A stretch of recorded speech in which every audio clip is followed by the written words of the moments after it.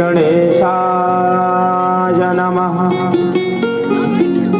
श्री सरस्वत्यै नमः। श्री गुरुचरण कमलेभ्यो नमः। मातृपितृचरण कमलेभ्यो नमः।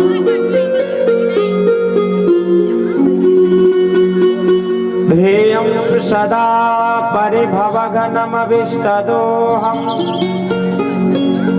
तीर्थास्पदं शिवविरञ्चिनुतं शरण्यम् वृत्यार्तिहं प्रणतपालभवाब्धिपोतम् वन्दे महापुरुष ते चरणारविन्दम्। वंशी विभूषितकरानवनीरदाभात् पीताम्बरादरुणबिम्बफलाधरोष्ठा पूर्णेन्दुसुन्दरमुखादरविन्दनेत्रा कृष्णात् परं किमपि तत्त्वमहं न जाने। यं प्रव्रजन्तमनुपेतमपेतकृत्यं द्वैपायनो विरहकातरया जुहाव। पुत्रेति तन्मयतया सर्वोऽभिनेदो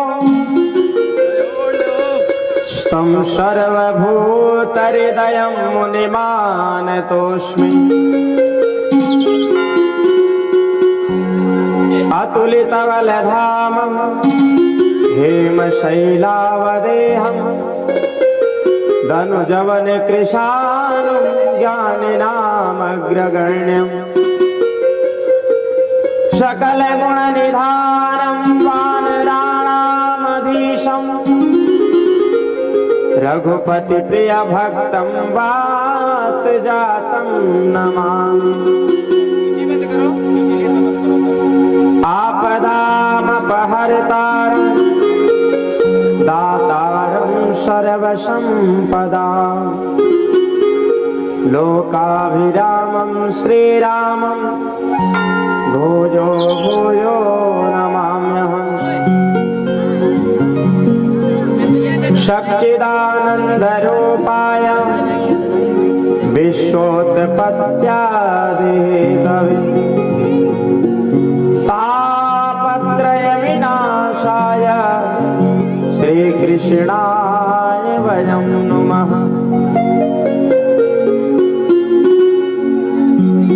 गुरुर्ब्रह्मा गुरुर्विष्णु गुरुर्देवो महेश्वरा गुरुर्साक्षात् परब्रह्म तस्मै श्री गुरुवे नमः। या देवी सर्वभूतेषु मातृरूपेण संस्थिता नमस्तस्यै नमस्तस्यै नमस्तस्यै नमो नमः। बुद्धिहीन तनु जानिके सुमिरौ पवन कुमार बल बुद्धि विद्या देहु मोहि हरहु कलेश विकार। जय जय श्री राधा रमण जय जय नवल किशोर जय गोपी चितचोर प्रभु जय जय माखन चोर। बोल वृंदावन बिहारी लाल की सद्गुरुदेव भगवान की जय हो। श्रीमद् भागवत महापुराण की जय हो। श्री अयोध्यानाथ की जय हो। सद्गुरुदेव भगवान की जय हो। जय जय जय श्री राधे।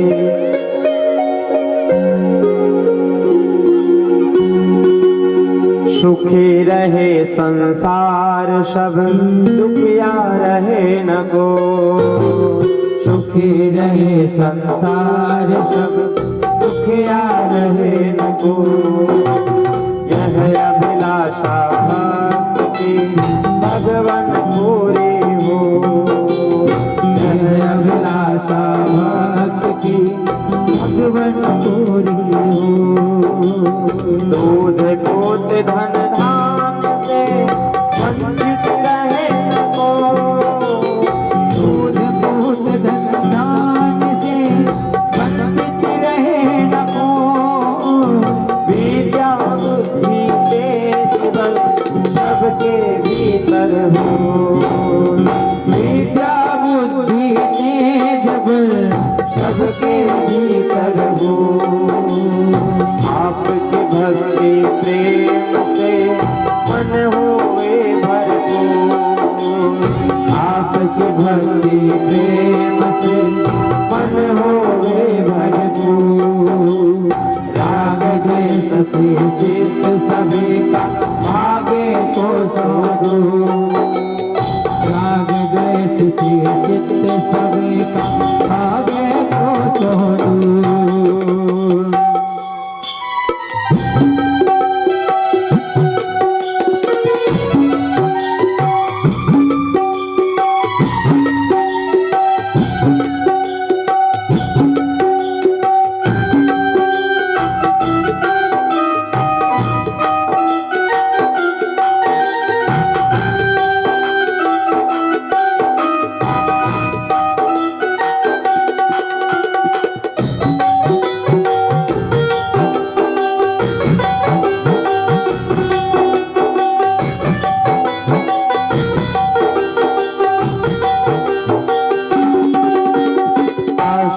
तेरे धाम के बनी रहे दिन रात।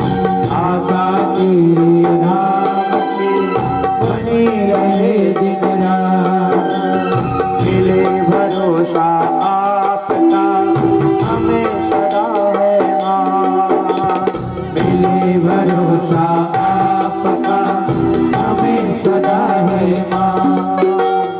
पाप से सदा बचाइए, पाप से मोचन हाय। पाप से सदा बचाइए, पाप से मोचन हाय। अपना भक्त बना के सबको करो निहार। अपना भक्त बना के सबको करो निहार। देश भक्ति और वीरता सबको दो करता। देश भक्ति और वीरता सबको दो करता। दिल में दया उदारता, मन में प्रेम और प्यार। दिल में दया उदारता, मन में प्रेम और प्यार।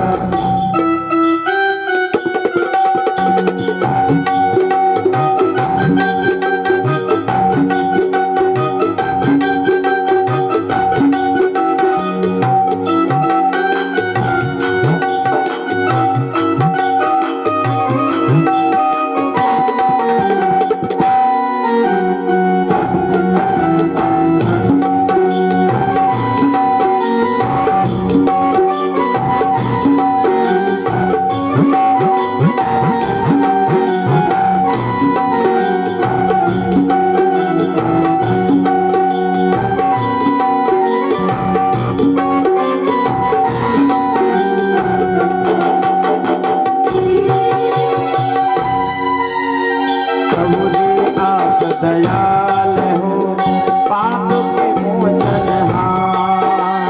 प्रभु जी आप दयाल हो पाप से मोचनहार। क्षमा करो अपराध सब कर दो भव से पार। क्षमा करो अपराध सब कर दो भव से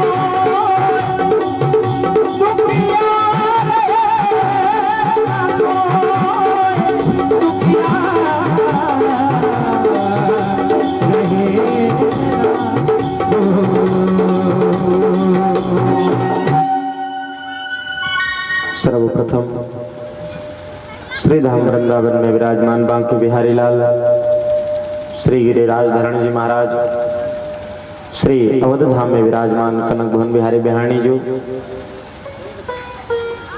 एवं श्री हनुमान जी महाराज, जिनके इस परम पुनीत प्रांगण में हम सभी लोग बैठ करके भगवान के मंगलमयी भक्तिमय रश्मयी कथा का रसपान कर रहे, ऐसे अकारण करुणा वरुणालय भक्त वांछित कल्पतरु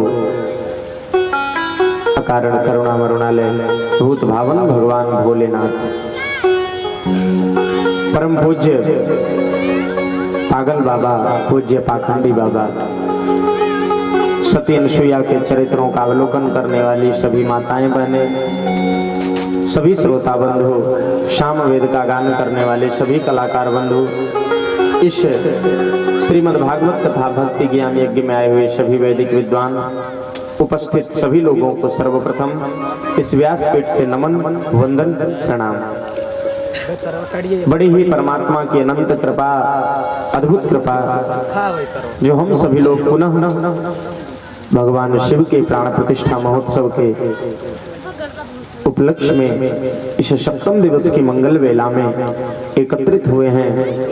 नगहरा धाम के परम पवित्र पावन भूमि तिवारी पुरवा में भगवान की मंगलमय भक्तिमय रश्मयी कथा का रसपान करने के लिए हम सभी लोग एकत्रित हुए हैं।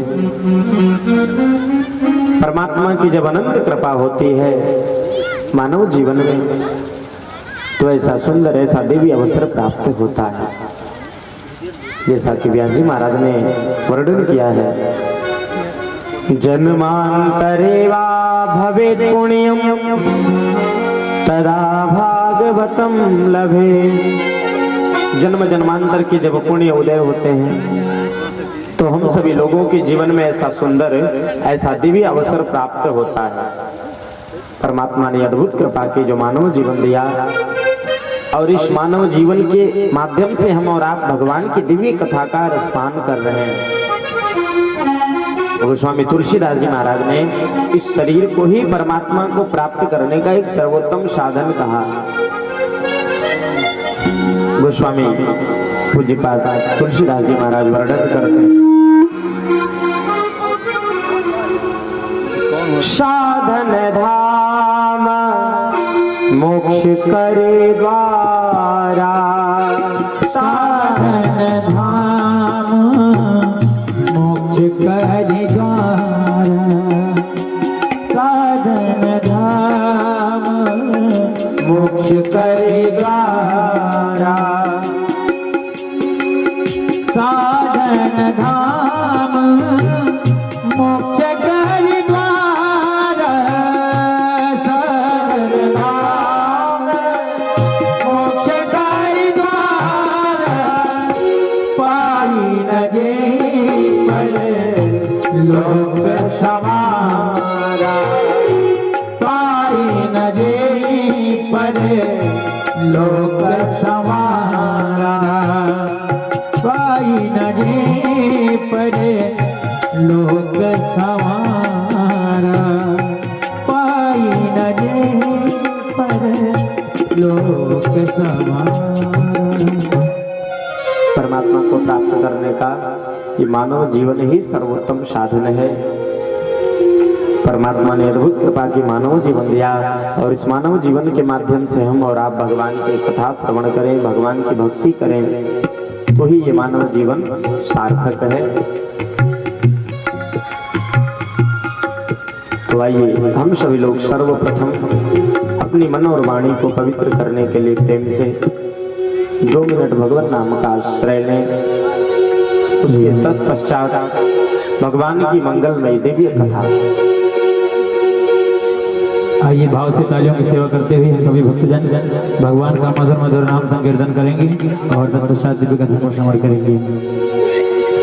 जय गोविंद गोविंद गोपाला, जय मुरली मनोहर नंदलाला, जय गोविंद गोविंद गोपाला, जय मुरली मनोहर नंदलाला, जय गोविंद गोविंद गोपाला, जय मुरली मनोहर नंदलाल जय गोविंद गोविंद गोपाल जय मुरली मनोहर नंदलाल जय गोविंद गोविंद गोपाल जय मुरली मनोहर नंदलाल जय गोविंद गोविंद गोपाल जय मुरली मनोहर नंदलाल जय गोविंद गोविंद गोपाल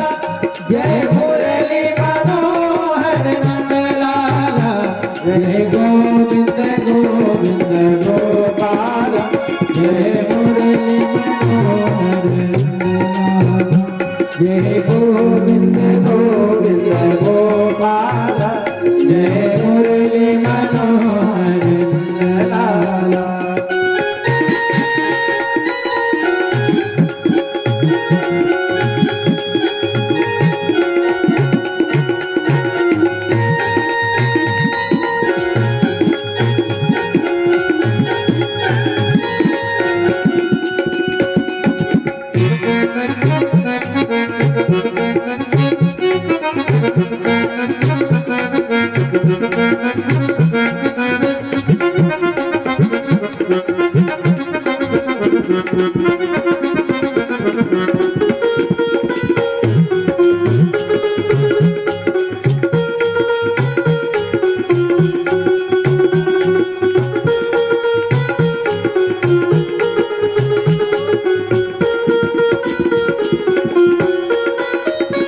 जय मुरली मनोहर नंदलाल जय गोविंद गोविंद गोपाल जय मुरली मनोहर नंदलाल जय गोविंद गोविंद गोपाल जय गोविंद गोविंद गोपाल जय गोविंद गोविंद गोपाल जय गोविंद गोपाल जय गोविंद गोविंद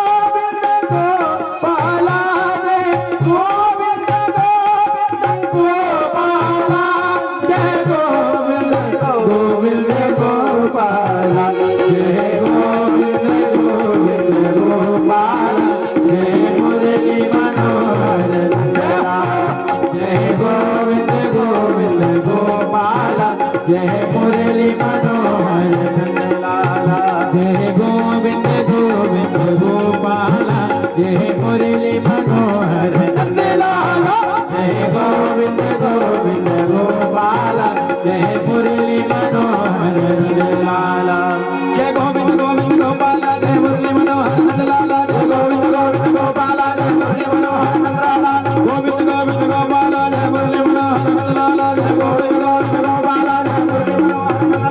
गोविंद गोविंद गोपाल जय मुरली मनोहर नंदलाल जय गोविंद गोविंद गोपाल जय मुरली मनोहर नंदलाल जय गोविंद गोविंद गोपाल जय मुरली मनोहर नंदलाल जय गोविंद गोविंद गोपाल जय मुरली मनोहर नंदलाल जय गोविंद गोविंद गोपाल जय मुरली मनोहर नंदलाल जय गोविंद गोविंद गोपाल जय मुरली मनोहर नंदलाल जय गोविंद गोविंद गोपाल जय मुरली मनोहर नंदलाल जय गोविंद गोविंद गोपाल जय मुरली मनोहर नंदलाल जय गोविंद गोविंद गोपाल जय मुरली मनोहर हरि गोविंद गोविंद गोपाल जय मुरली मनोहर नंदलाल जय गोविंद गोविंद गोपाल जय मुरली मनोहर नंदलाल जय गोविंद गोविंद गोपाल जय मुरली मनोहर नंदलाल ये कहने नहीं आएंगे कि ताली बजाइए, आज कह रहे हैं आप लोग। जाते जाते यही एक सौगात दे जाइए।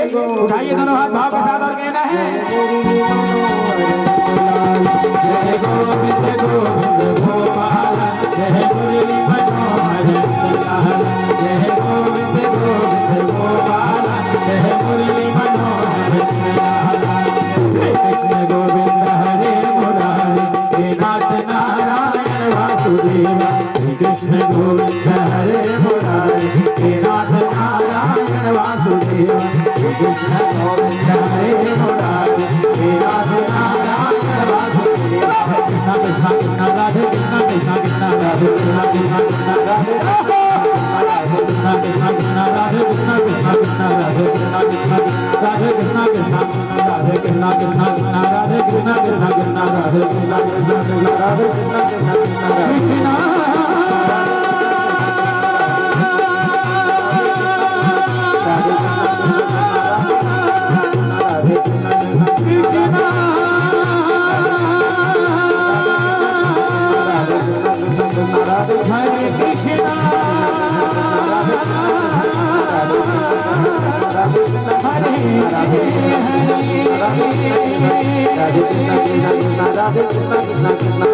कृष्ण गोविंद हरे मुरारे हे नाथ नारायण वासुदेवा कृष्ण गोविंद हरे मुरारे हे नाथ नारायण वासुदेवा हे नाथ नारायण वासुदेवा हे नाथ नारायण वासुदेवा हे नाथ नारायण वासुदेवा हे नाथ नारायण वासुदेवा।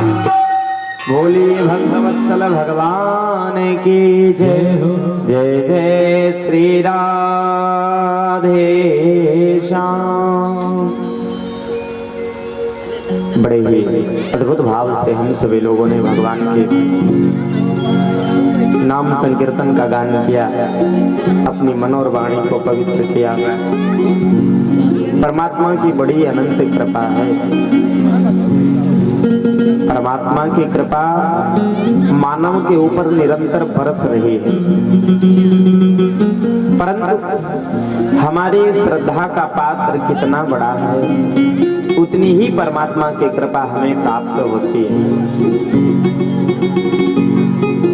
परमात्मा की कृपा को प्राप्त करने के लिए श्रद्धा की आवश्यकता है, विश्वास की आवश्यकता है, क्योंकि श्रद्धा विश्वास रूपिणों, जब तक जीवन में श्रद्धा और विश्वास नहीं होगा तब तक परमात्मा की कृपा नहीं हो सकती है। इसलिए श्रद्धा पूर्वक विश्वास पूर्वक भगवान के चरण शरण का आश्रय लें, भगवान के दिव्य चरित्रों को श्रवण करें, भगवान की कृपा को प्राप्त करें। कल के प्रसंग में हम सभी लोगों ने बड़े ही अद्भुत भाव से श्रवण किया। मेरे प्रभु द्वारिकाधीश कृष्ण का विवाह लक्ष्मी स्वरूपा पराम्बा भगवती रुक्मिणी के साथ में संपन्न हुआ। वेद मंत्र के माध्यम से भगवान का पाणी ग्रहण संस्कार हुआ। सांडिल्य मुनि के माध्यम से वैवाहिक संस्कार हुआ।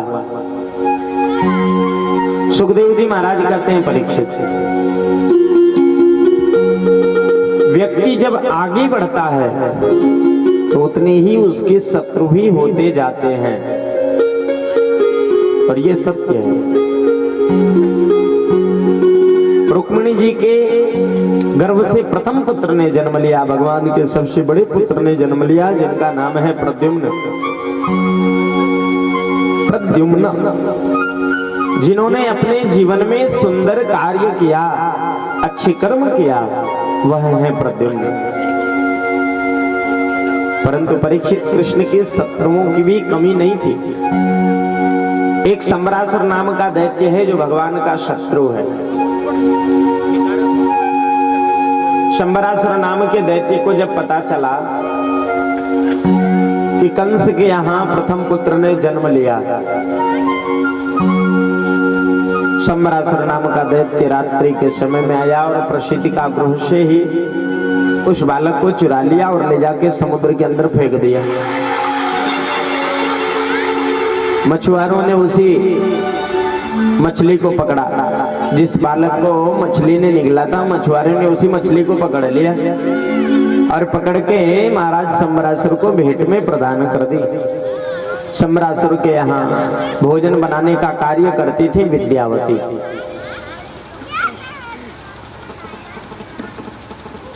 मछली को काटा, उसमें से बालक निकला। बालक शंबरासुर के गोद में पहुंचा और शंबरासुर ने अपनी दासी विद्यावती को बुला करके बालक उसकी गोद में दे दिया और कहा, विद्यावती आप ही इसका लालन पालन करें। संत नारद जी आए और कहा, देवी तुम्हारी गोद में जो बालक है जो बालक खेल रहा है वो कोई और नहीं, वो तुम्हारा ही पति है। जब शिवती सर नयन उघारा, जब शिवती सर नयन उघारा, निर्घत काम भयं जरि छारा, निर्घत काम भयं जरि छारा। जब शिवती सर नयन उघारा, जब शिवती सर नयन उघारा, चिरवत काम भयं जरि छारा, निर्घत काम भयं जरि छारा। नारद जी ने कहा देवी विद्यावती ये वही कामदेव हैं और आप रति हैं। कामदेव को भगवान शिव ने भस्म कर दिया था। जब रति आप आकर के रुदन करने लगे तो भगवान कृष्ण ने आशीर्वाद दिया, भगवान भोलेनाथ ने आशीर्वाद दिया, रति तू रुदन मत कर, तेरे पति तुम्हें फिर प्राप्त होंगे। कब? भगवान शिव ने कहा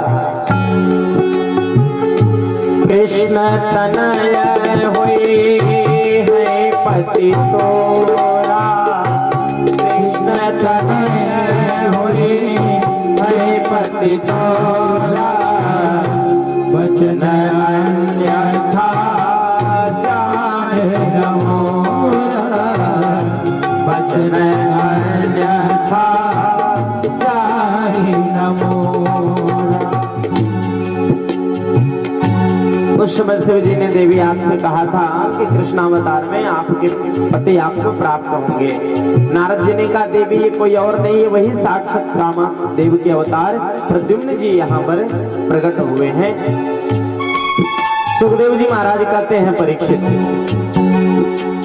जिस समय प्रद्युम्न जी बड़े हुए हैं शंबरासुर के यहाँ, शंबरासुर से प्रद्युम्न ने युद्ध किया है और युद्ध में शंबरासुर को पराजित करके पत्नी लेकर वापस द्वारिकापुरी में आ गए। परीक्षित, जिस समय प्रद्युम्न जी वापस आए हैं द्वारिका में, उस समय भगवान श्री कृष्ण के बहुत बड़ा परिवार हो चुका है। भगवान श्री कृष्ण का 16,108 विवाह हो चुका है। जब प्रद्युम्न जी वापस आते हैं शंबरासुर का उद्धार करके, श्री सुखदेव जी महाराज कहते हैं राजन, भगवान के 16,108 विवाह होकर पत्नी हैं। परीक्षित, वो परमात्मा सबके पति हैं, सर्वांतर्यामी हैं। परमात्मा ही तो सबके सच्चे पति हैं। परीक्षित, भगवान का दूसरा विवाह भालू की पुत्री जाम्बवती के साथ में हुआ है। परीक्षित ने निवेदन किया, गुरुदेव भगवान मुझे बताइए कि भगवान को भालू की पुत्री के साथ में विवाह क्यों करना पड़ा। परीक्षित बड़े उत्सुकता से प्रश्न कर रहे हैं, निवेदन कर रहे हैं।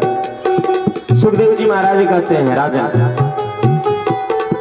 भगवान का दूसरा विवाह भालू की पुत्री के साथ में हुआ। एक सत्राजित नाम के राजा हैं, बहुत बड़े प्रतापी हैं, जिनके पास में एक मणि है, जिस मणि का नाम है स्यमंतक मणि। उस मणि की विशेषता, वो नित्य स्वर्ण प्रदान करती थी। उस मणि से नित्य स्वर्ण प्रकट होता था। एक दिन भगवान कृष्ण ने कहा सत्राजित से, भगवान आपके यहाँ कितने परिवार हैं? कोई सत्राजित ने कहा, एक मैं हूँ, एक मेरी वृद्ध माता है, एक छोटा भाई प्रसेन है और एक मेरी पुत्री है सत्यभामा। भगवान ने कहा, फिर इतना स्वर्ण आप जो रोज प्राप्त करते हो क्या करते हो? इस मणि को मुझे दे दो, इस मणि से जो स्वर्ण प्राप्त होगा उससे मैं प्रजा की सेवा करूंगा। यदि तुम चाहो तो दे दो। सत्राजित ने कहा, गोपाल मैं सब कुछ तो दे सकता हूं, परंतु इस मणि को नहीं दे सकता हूं। और संजोग ऐसा हुआ परीक्षित की एक दिन प्रसेन अपने गले में उसी मणि को धारण करके निकला युद्ध करने के लिए, जंगल में शिकार करने के लिए। अचानक एक शेर ने देखा, शेर टूट पड़ा प्रसेन के ऊपर। प्रसेन की मृत्यु हो गई, मणि शेर लेकर चला गया। रास्ते में भालू ने देखा, शेर के पास में चमकती ही वस्तु खिलौना समझ करके भालू से बड़ा युद्ध हुआ और भालू ने उस शेर को मार दिया और उस मणि को लेकर पहुंच गए गुफा में, अपनी पुत्री जाम्बवती को दे दिया। सायंकाल के समय में जब प्रसेन वापस नहीं आया, बहुत ढूंढा है सत्यजित ने, परंतु जब भाई नहीं मिला, उदास बैठा है सत्यजित। सुखदेव जी महाराज कहते हैं, परीक्षित, भगवान कृष्ण ने पूछा है आप चिंतित क्यों हैं, आपके दुख का कारण क्या है? श्री सुखदेव जी महाराज कहते हैं, सत्यजित की पत्नी ने जब इस बात को पूछा तो सत्यजित ने कहा कि देवी, लगता है मेरे भाई को द्वारिकाधीश कृष्ण ने ही मारा है, क्योंकि उन्होंने मणि मांगी थी, मैंने मणि दी नहीं, तो मुझे लगता उन्होंने ही मारा। लेकिन अभी इस बात का स्पष्ट पता नहीं, इसलिए किसी से कहना मत। एक एक करके बात सबके कानों में पहुंच गई, पूरे नगर में शोर हो गया कि द्वारिकाधीश कृष्ण ने ही मारा। भगवान कृष्ण पहुंच गए, गर्गाचार्य जी के पास निवेदन किए, गुरुदेव भगवान, मैंने मणि को चुराया भी नहीं है, प्रसेन को मारा भी नहीं, फिर भी मुझे इतना बड़ा कलंक क्यों लग रहा है? गर्गाचार्य जी बोले, कन्हैया, हो सकता है आपने चौथ के चंद्रमा को देख लिया होगा, भादों में चतुर्थी के चंद्रमा को जो देख लेता है सो कलंक लगता है। भगवान ने पता लगाना प्रारंभ किया। प्रसेन की मृत्यु जहां हुई थी वहां शेर के पैरों के निशान थे। शेर के पैरों को निशान को देखते हुए भगवान आगे बढ़े तो आगे जाकर के देखा शेर की मृत्यु हो गई। जहां शेर की मृत्यु हुई वहां भालू के पैरों के निशान थे। भगवान उसे देखते हुए आगे बढ़े तो एक गुफा के अंदर पहुंच गए। गुफा के अंदर भालू बैठा हुआ था, देखते ही भगवान के ऊपर टूट पड़ा। ऐसा युद्ध हुआ कि 15 दिन का समय बीत गया। परीक्षित, 15 दिन के बाद जब भालू की नस नस ढीली हो गई तो उसने मेरे प्रभु के चरणों को पकड़ लिया। उस भालू ने कहा, प्रभु मैंने आपको पहचान लिया, आप कोई और नहीं, मेरे ही आराध्य है। भगवान ने कहा, आपका परिचय क्या है? उसने कहा, मैं हूं जामवंत। क्योंकि जिस समय मेरे प्रभु 14 वर्ष के बाद वन से वापस आए हैं, उस समय आने के बाद अयोध्या में भगवान ने सभी बंदरों भालुओं को उपहार में सामग्री भेंट प्रदान की थी। जामवंत जी ने कुछ नहीं मांगा था। जामवंत जी ने कहा, प्रभु बस आपसे 2-2 हाथ करने की इच्छा है, लड़ने की इच्छा है, आपके अंदर देखने की कितनी शक्ति। आज जब जामवंत जी की शरीर एकदम शिथिल हो गया तो जामवंत जी ने प्रभु के चरणों को पकड़ लिया। प्रभु आप ही मेरे राघवेंद्र सरकार हैं, आपने वचन दिया था कृष्ण अवतार में, ये आपकी इच्छा पूरी हो गई। भगवान ने कहा, जामवंत जी फिर आप ये जो मणि अपनी पुत्री को दिए हो, ये मणि मुझे दे दो, क्योंकि इस मणि के कारण मुझे बहुत बड़ा कलंक लगा। जामवंत जी ने अपनी पुत्री जाम्बवती का हाथ लाके द्वारिका हाथ के हाथों में पकड़ा दिया है और मणि को जामवंत जी ने भेंट स्वरूप प्रदान कर दिया है भगवान को। जाम्बवती से भगवान ने पाणी ग्रहण संस्कार किया। दूसरा विवाह भगवान भालू की पुत्री जाम्बवती के साथ में हुआ और भगवान उस मणि को लेकर सीधे सत्यजित के यहाँ पहुंचे हैं। भगवान ने मणि ले जाकर के दे दी है, पूरी बात बताया है। अब तो पूरे नगर में शोर हो गया कि देखो कितना झूठ बोलने वाला था वो सत्यजित, प्रभु को इतना बड़ा दोष लगाया। वही प्रजा उसे गाली देना प्रारंभ कर दी। सत्यजित को जहां भी जाए वही गाली मिले। सो एक दिन सत्यजित रात्रि के समय में प्रभु के पास पहुंचा और जाकर के निवेदन किया, प्रभु अगर आप कृपा करें तो मुझे कोई कुछ नहीं कह पाएगा। प्रभु आप मुझसे रिश्तेदारी जोड़ लें, मेरी पुत्री को सत्यभामा को आप स्वीकार कर लें, उससे विवाह कर लें तो कोई मुझे गलत नहीं कहेगा। सब लोग मुझसे भयभीत रहेंगे क्योंकि बड़े व्यक्ति के यहाँ जो संबंध हो जाएगा। भगवान ने कहा भाई ठीक है, परंतु उस मणि को मुझे चाहिए नहीं। आप ये मत सोचना कि उसके बदले में मैं मणि लूंगा, उस मणि को आप ही रखो। इस प्रकार से भगवान का तीसरा विवाह सत्यभामा जी के साथ में हो गया। इधर भगवान पांडवों के यहाँ घूमने के लिए गए थे कि पीछे से क्रूर जी ने आकर के सुधन्वा नाम के व्यक्ति को भड़का दिया और राजा सत्यराजित को मार के मणि सुधन्वा ने ले ली। पिता की मृत्यु का समाचार जब सत्यभामा जी ने सुना तो सत्यभामा जी बहुत रोई हैं। हस्तिनापुर गई हैं, वहां जाकर के भगवान कृष्ण से बोले हैं। भगवान वापस पुनः आते हैं, उस सुधन्वा नाम के व्यक्ति को मारते हैं और मणि लेकर के वापस चले जाते हैं। सुखदेव जी महाराज कहते हैं परीक्षित तीसरा विवाह भगवान का सत्यभामा जी के साथ में हुआ है। भगवान अर्जुन के साथ यमुना के किनारे घूम रहे थे। एक देवी एकांत में बैठ करके भजन कर रही थी, ध्यान कर रही थी। अर्जुन ने जाकर के उस देवी से पूछा, देवी आप इस नितांत वन में अकेले बैठकर क्या कर रही हैं? आपका परिचय क्या है? उस देवी ने कहा, मेरा नाम है यमुना, मैं सूर्य की पुत्री हूँ, यमराज की बहन हूँ, मेरा नाम कालिंदी अर्थात यमुना है। अहम देवस्य सवितुर्दुहिताभिपतिमीक्षते विष्णुं वरेण्यं वरदं तपः परममास्थिता। मैं श्री कृष्ण को पति के रूप में प्राप्त करना चाहती हूँ, इसलिए यहाँ आकर के साधना कर रही हूँ। अर्जुन ने उस देवी के हाथ को पकड़ा और द्वारिकाधीश के हाथों में ले जाकर पकड़ा दिया। कहा, प्रभु इसे आप स्वीकार करो, ये आपको प्राप्त करना चाहती। भगवान ने उनसे भी स्वीकार किया। इस प्रकार से भगवान का चौथा विवाह कालिंदी के साथ में संपन्न हुआ। विंद और अरविंद नाम के दो राजा हैं, जिनकी परम सुंदरी बहन का नाम है मित्रवृंदा। पांचवा विवाह भगवान का मित्रवृंदा के साथ में हुआ है। नग्नजित नाम के राजा हैं, जिनके पास में 7 बैल थे। उनकी परम सुंदरी बहन थी जिसका नाम है सत्या।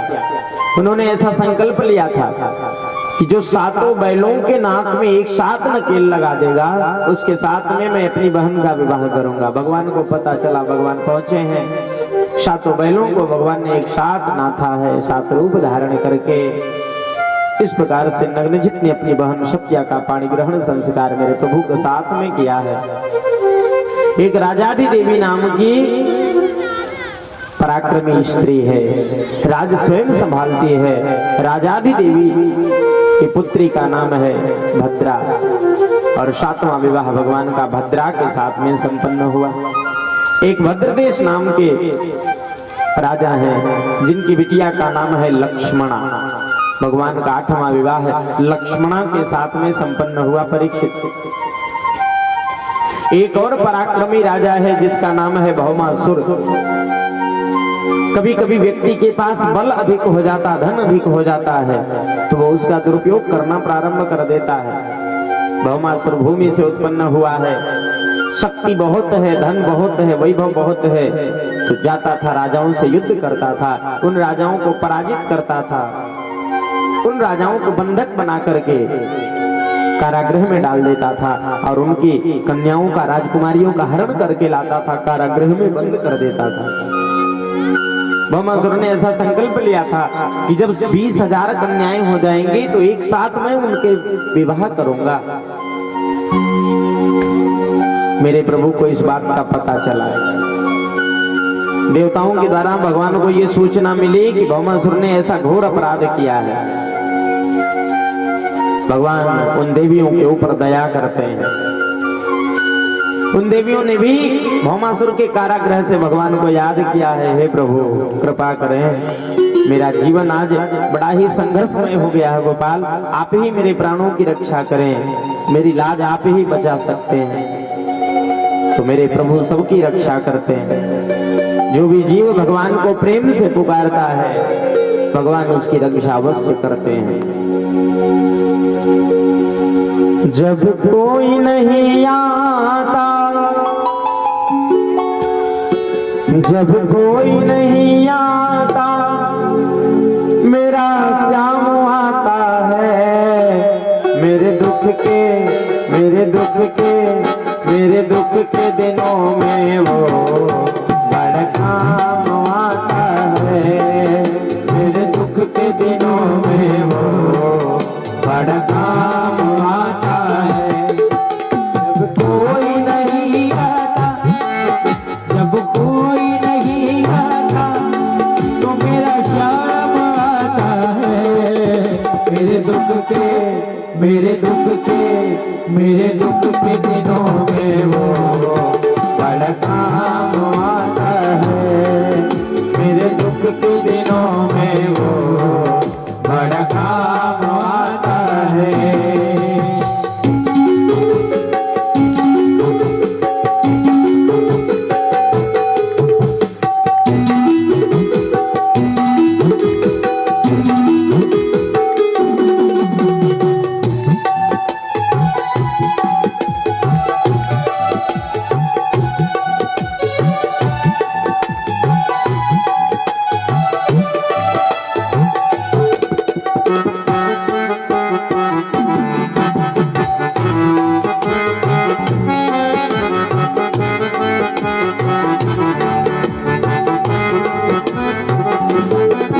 मेरी नैया चलती है पतवार नहीं दिखती।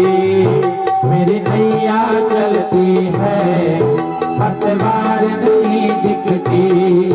मेरी नैया चलती है पतवार नहीं दिखती। मेरी नैया चलती है पतवार नहीं दिखती। किसी और के अब मुझको दरकार नहीं होती। किसी और की अब मुझको दरकार नहीं होती।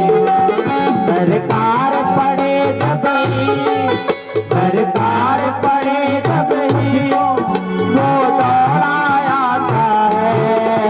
मेरे दुख के मेरे दुख के मेरे दुख के दिनों में वो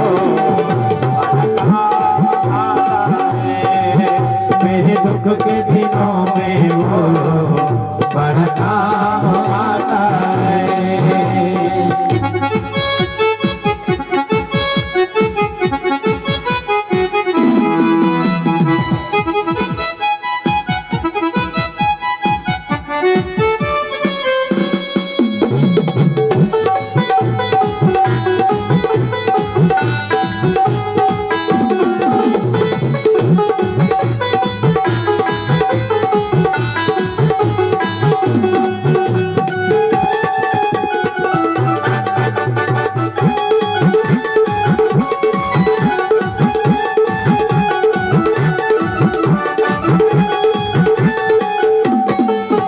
कोई याद करे इनको दुख हल्का हो जाए।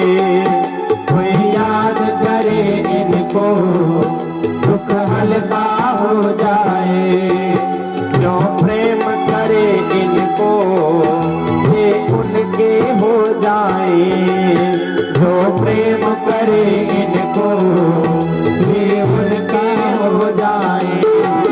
ये बिन बोले तुझको, ये बिन बोले तुझको पहचान जाता है। मेरे दुख के मेरे दुख के मेरे दुख के दिनों में वो बड़ा काम आता है। मेरे दुख के दिनों में वो बड़ा काम आता है।